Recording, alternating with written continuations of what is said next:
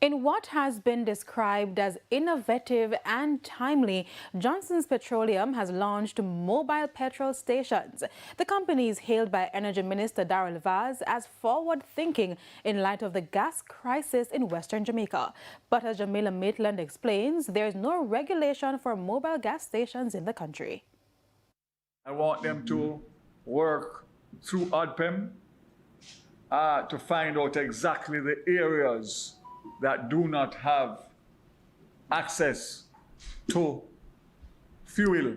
Energy Minister Darrell Vaz on the strategic deployment of the 10 mobile petrol stations launched by Johnson's Petroleum on Wednesday. Johnson's Petroleum said it will be targeting Western Jamaica, which has been hardest hit by Hurricane Melissa, fishing beaches included. We have identified areas, White House, Bellevue, Junction in St. Elizabeth, where in fact Darlington as well, Lucy. So we have targeted the western region because, as you have said, it was the most devastating areas that we want to bring back real life to as quickly as possible. But these communities will have to wait a while.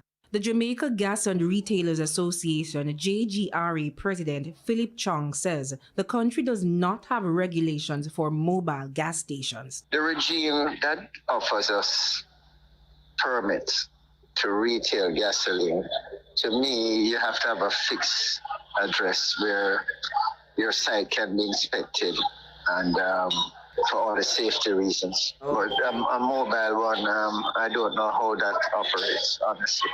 Outside of safety concerns, there are licensing and permitting regulations, environmental, operational, equipment and maintenance regulations.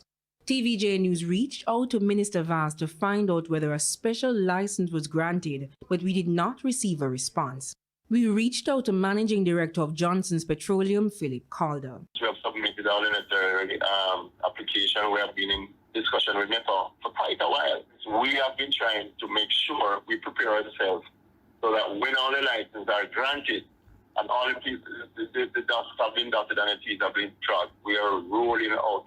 Hurricane Melissa created a petroleum pandemonium in Western Jamaica. Not only are the gas stations destroyed, the Petrol terminal in St. James that caters to that side of the island has structural damages. The JGRE says a private terminal in the parish has been operating, but the supply is limited. Up to yesterday, trucks were still delivering petrol from Kingston, which put us strain both on the Kingston stations and, of course, the western area stations where they were, as soon as they were replenished, the supplies would run out. So, is flexible fuel the way to go? It could be an asset, as long as it is done safely. Like cash, gas is king. In Trelawney, St. James, in Hanover and in Westmoreland, just about any container is being used to purchase gas.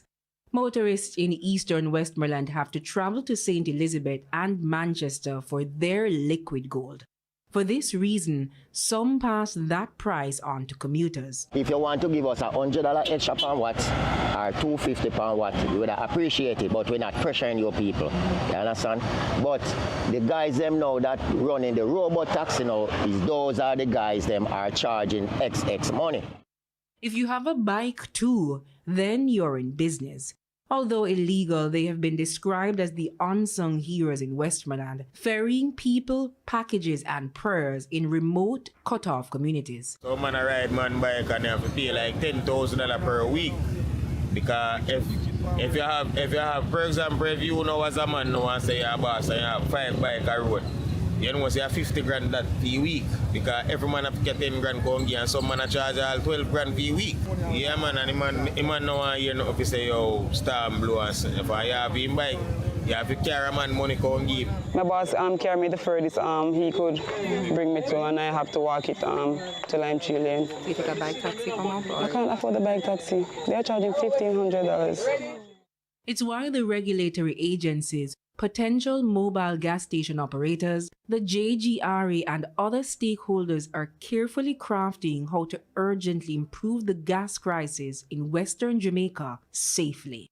Jamila Maitland, TVJ News.